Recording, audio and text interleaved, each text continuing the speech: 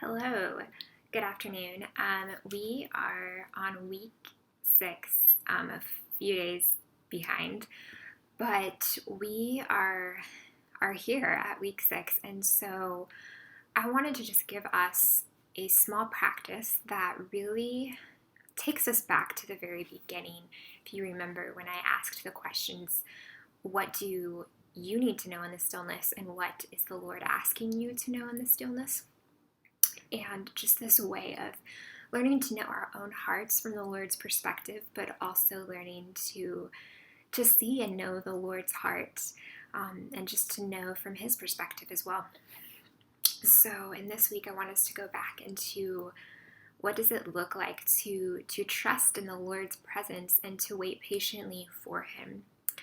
I have found in this particular season that the phrase be still has just come up so many times before me, and just the idea of what does it mean to be still, and have found my own heart and mind just striving and fighting to have control and fighting to have all the answers and to know what to do and to just be working and being busy and just being reminded from the Lord of just this idea and this promise to stop striving, to cease your fighting and all of that, and to just be still, to just trust in who He is and trust that He is with me and that He is for me. And I want to provide that reminder for you as well in this practice of what that could look like for each of us, of just encouraging you to rest in the knowledge of the one who is holding you, the one who is holding everything around you, the entire world, is in full control right now, and He is fully trustworthy. And so we can rest in Him,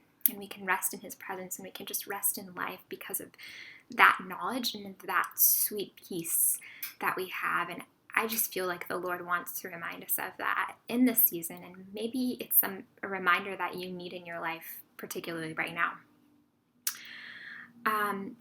And so what does it look like for you to be still? We've been searching for our different positions and our different times of day, and maybe being still doesn't look like what has been taught, but it looks like you finding your own stillness in your own place in a completely different way. It might look like going on a drive, right? Listening to some worship music, just getting out. It might look like going out and taking a walk or a run.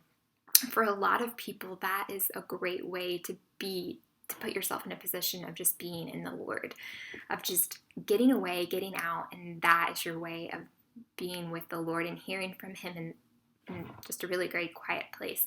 So again, rethink through what you've been doing, what is working and what is not working for you, and find that position for yourself to ask from the Lord. What do you need to know? What do you want me to know in the stillness, and what do I need to know in the stillness? And so to put us in that place, I just wanted to remind us of a scripture of Psalm 37. I want to read through verses 3 through 7. Trust in the Lord and do good. Dwell in the land and enjoy safe pasture. Delight yourself in the Lord, and He will give you the desires of your heart. Commit your way to the Lord, trust in Him, and He will do this.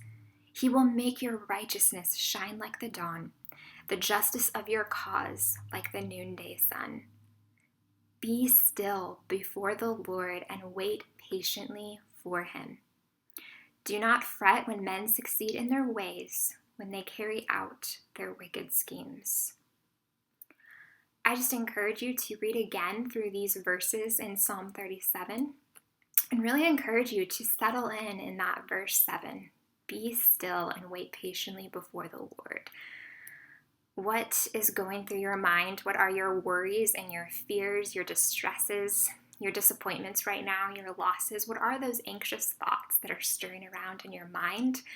And what are those things about the future that you're very concerned about? Leave them before the Lord. Be still, wait patiently for Him. And what are those things that you desperately need to know from Him?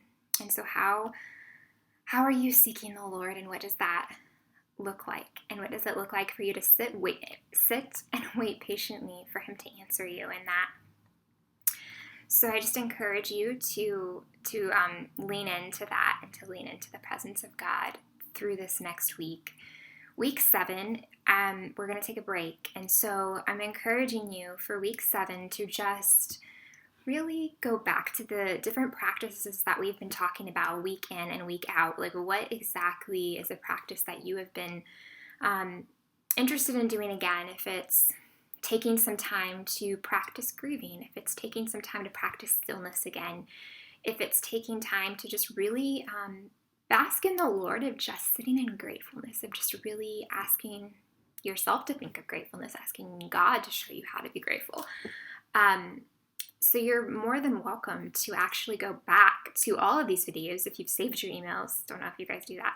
But if you haven't saved or marked your emails, I'm going to post the link to the YouTube channel.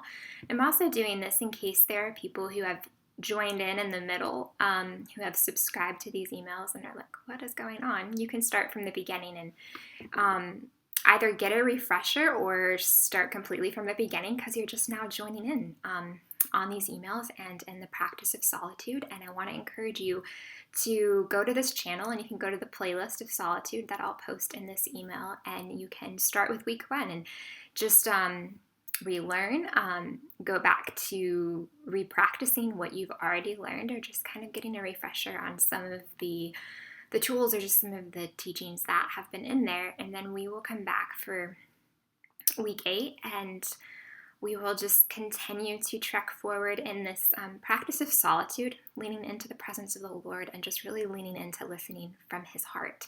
So I thank you for listening in, and I encourage you to spend this week with the Lord and just really be still with him and just really discern what that needs to look like.